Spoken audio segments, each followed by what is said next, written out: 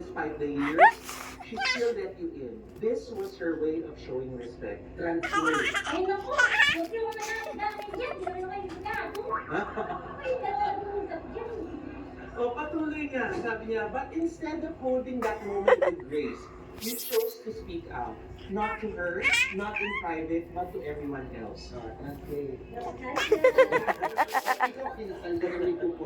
You said you felt disrespected, but respect isn't earned through noise. The wedding wasn't about you. It was her day, her moment. You were there. There was already Lumalayo. some fathers there. You could have stayed quiet. You could have made it about her, but you didn't. She gave you a Tara chance. dito. You turned it into a scene. That's not Ay. what fathers do. Respect cannot be demanded. It is earned. So yun yung Tama, baka naman yan. Ang galing-galing naman yan. Baka.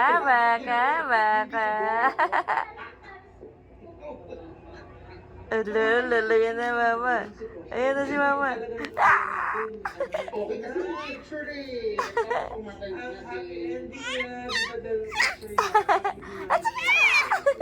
Pero Ayan to si Mama. Yung mga opinion natin dahil na may mga opinion yung mga magulang, may mga opinion yung mga anak, diba? At the end of the day, ang wedding day is about the bride and the groom. Chiring. At ang may hihiling lang natin sa groom at bride Sige, sa sige. best wishes eh, sana maayos Chiring, talaga ching, kapag chiring. pa rin sana.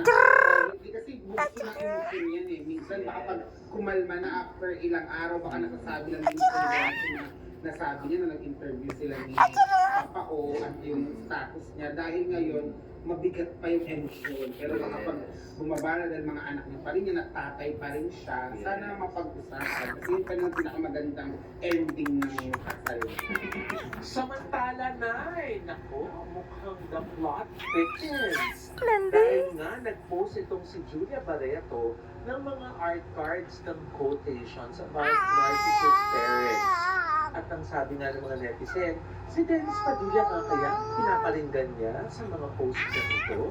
Kasi na-eto yung mga post niya, nasusulat. A narcissist doesn't care about being a good parent. They just care about looking like one. Sa art card naman, ang sabi. So a narcissist, the kids are just pawns in their wars to break you. At yung pangatlong art card, a narcissist's favorite role? The victim. Because it distracts from the damage they caused. Ayun. Ano sa tingin mo, Nay? Samantala, Mamaloy, kahit medyo wala tayong boses, ay nakausap natin si Marjorie Barreto.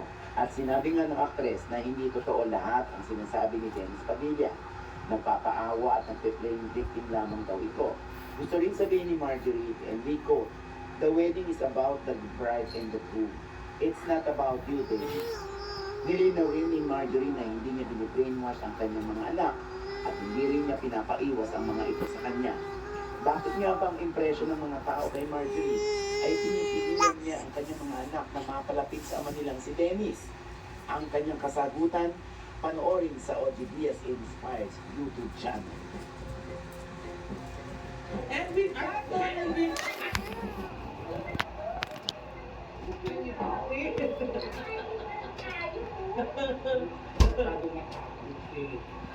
Nagpalong festival na naman. Teka lang. Ano? Ako, parang ito hindi natigil. Mukhang talagang sa City Hall natin doon akong nagkakalat. Ano naman to? Itong nagkakalat ng big fake news na itong si Aga Mulat daw. Merong kumpanya or may endorsing produkto na about investment. Nakikita ka ng limpak-limpak kada linggo. Relax na ng feet. Oo, yan. The Philippines was shaken by incredible news. Thanks to the famous actor Agamulak and his revolutionary development, the investment program 2025, thousands of citizens are now steadily earning 175,000 pesos per week. How does it work? Agamulak will tell you more.